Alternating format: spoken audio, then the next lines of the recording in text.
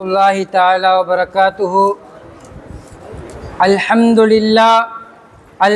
لله الذي وكفى والصلاة والسلام من لا نبي بعد.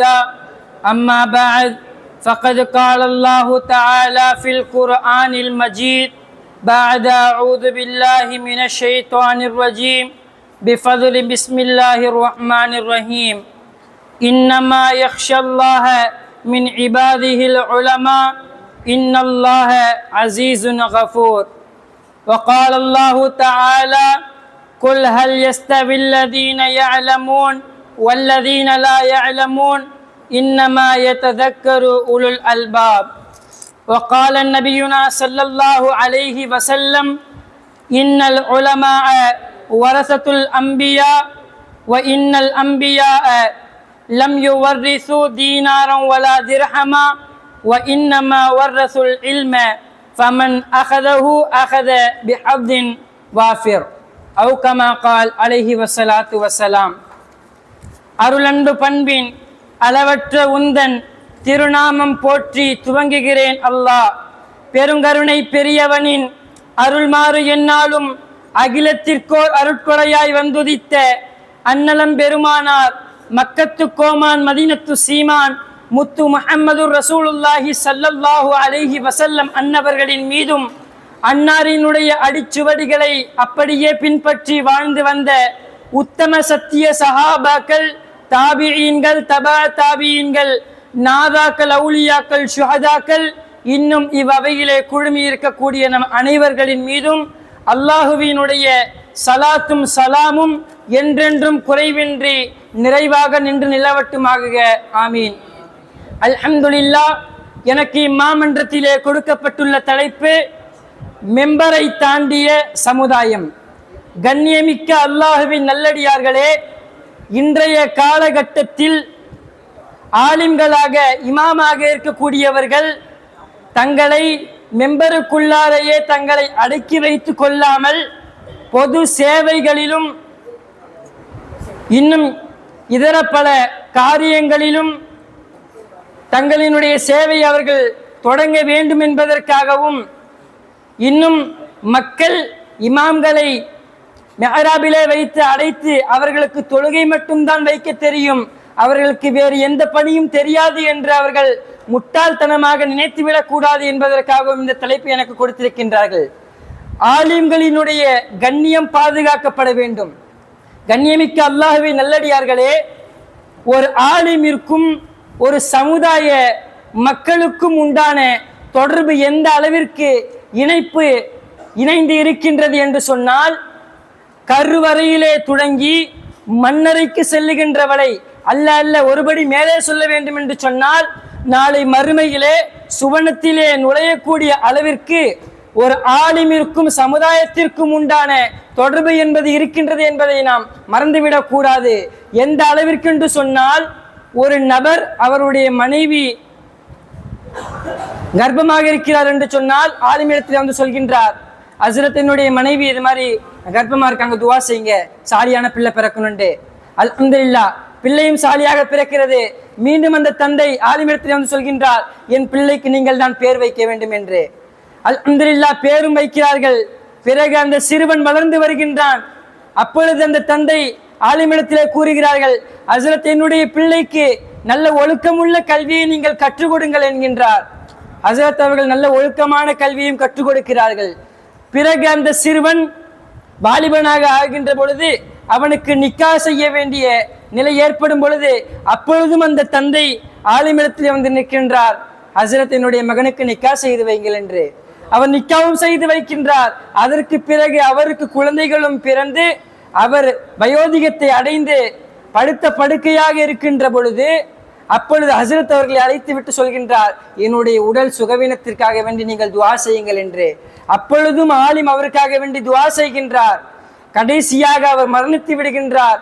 அவருக்கு ஜனாசா தொழுகையும் நடத்தி அவரை மண்ணறையிலே அடக்கம் செய்து அவருக்காக துவா செய்வதோடு மட்டுமல்லாமல் அதற்கு பிறகும் அவரை மறந்து விடாமல் ஜும்மா தினங்களில் 2 ஈதுகளில், அது அல்லாமல் மேராஜ் இன்னும் ஷபே பராத் போன்ற இந்த இரவுகளில் எல்லாம் தான் மட்டுமின்றி தனக்கு பின்னால் நின்று தொழக்கூடிய மக்களையும் அழைத்து சென்று அந்த கபரிலே சென்று நமக்கு முன்னால் மறைந்தவர்களுக்காக வேண்டி நாம் கபரு ஜியாரத் செய்வோம் வாருங்கள் என்று அழைத்து அவர் துவா செய்கின்றார் என்று சொன்னால், ஒரு ஆலிமிற்கும் சமுதாய மக்களுக்கும் மத்தியிலே உண்டான பிணைப்பு இணைப்பு என்பது எந்த அளவிற்கு இருக்கின்றது என்பதை நாம் சற்று சிந்தித்து பார்க்க வேண்டும். கண்ணியமிக்க அல்லாஹ்வின் நல்லடியார்களே, அதே போன்று ஒரு ஆலிமினுடைய அந்தஸ்தை உயர்த்தி கூறக்கூடிய வகையிலே ஹஸ்ரத் கஸாலி இமாம் ரஹ்மத்துல்லாஹி அலைஹி அவர்கள் தன்னுடைய கிதாபான இஹ்யாவுல் உலூமுத்தீனிலே கூறுவார்கள், நாளை மறுமை நாளிலே அல்லாஹு தஆலா மனிதர்களை எல்லாம் பார்த்து நீங்கள் எல்லாம் சுவனத்திற்கு செல்லுங்கள் என்று சொல்லி ஆலிம்களை மட்டும் அல்லாஹு தஆலா தடுத்து வைத்திருப்பானாம்.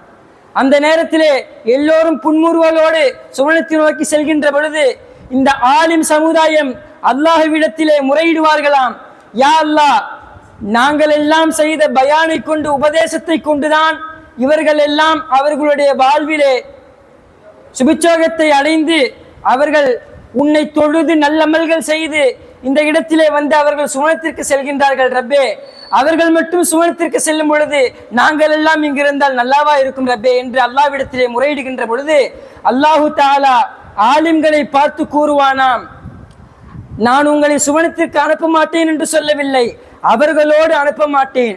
உங்களுக்கான அந்தஸ்து என்ன தெரியுமா? என்னிடத்திலே இருக்கக்கூடிய மலக்குமார்களுக்கு நான் எந்த அந்தஸ்தை வைத்திருக்கின்றேனோ அந்த அந்தஸ்தை உங்களுக்கு கொடுத்து அவர்களுக்கு மேலாக உள்ள சொர்க்கத்திலே நான் உங்களை நுழைவிப்பேன் என்று நபி ஸல்லல்லாஹு அலைஹி வஸல்லம் அவர்கள் கூறியதாக ஹஸ்ரத் கஸாலி இமாம் அவர்கள் தன்னுடைய கிதாபிலே இதை பதிவு செய்கின்றார்கள். அதே போன்று அல்லாஹு தஆலாவும் ஆலிம்களை உயர்வாக கூறும் வண்ணமாக தன்னுடைய அருள்மறையாம் திருக்குர்ஆனிலே கூறுவான், இன்னமா யக்ஷல்லாஹ மின் இபாதிஹில் உலமா இன்னல்லாஹ அஸீஸுன் கஃபூர். நிச்சயமாக அல்லாஹுவின் அடியார்களில் அவனுக்கு அஞ்சுபவர்கள் எல்லாம் ஆலிம்கள் தான். நிச்சயமாக அல்லாஹ் யாவரையும் மிகைத்தவன், மிகவும் அவன் மன்னிக்க கூடியவன் என்று அல்லாஹு தஆலா ஆலிம்களை இந்த இடத்திலே உயர்வாக கூறியிருக்கின்றான். அதே போன்று ஆலிம்களினுடைய உயர்வை பற்றியும் கண்ணியத்தை பற்றியும் கூறுகின்ற பொழுது யஹ்யா இப்னு முஆத் பெரிய மார்க்க அறிஞர் அவர்கள் தன்னுடைய மாணவர்களிடத்திலும் சகாக்களிடத்திலும் கூறுகின்றார்கள், அதாவது மெம்பரை தாண்டி சமூகத்தோடு இணைந்திருக்கக்கூடிய ஒரு ஆலிமினுடைய அந்தஸ்து எந்த அளவிற்கு உயர்ந்தது தெரியுமா? ஒரு தாய் தன் பிள்ளையின் மீது வைத்திருக்கக்கூடிய பாசத்தை விட ஒரு ஆலிம் தன்னுடைய சமுதாயத்தின் மீது வைத்திருக்கக்கூடிய அந்த பிணைப்பு என்பது உயர்ந்தது என்கின்றார். அவருடைய மாணவர்கள் எல்லாம் ஆச்சரியத்திலே வியந்து, யா உஸ்தாத், என்ன சொல்கிறீர்கள்? தாயினுடைய பாசத்தை விட உயர்ந்ததா? என்ன சொல்கின்றீர்கள் என்று கேட்கின்ற பொழுது, ஆம், ஒரு தாயாகப்பட்டவள் தன்னுடைய பிள்ளை நெருப்பில விழுந்து விடக்கூடாது என்று இந்த உலகத்திலே அவள் ஆசைப்படுவாள். ஆனால் அது தன்னுடைய பிள்ளைக்காக மட்டும்தான் இருக்கும்.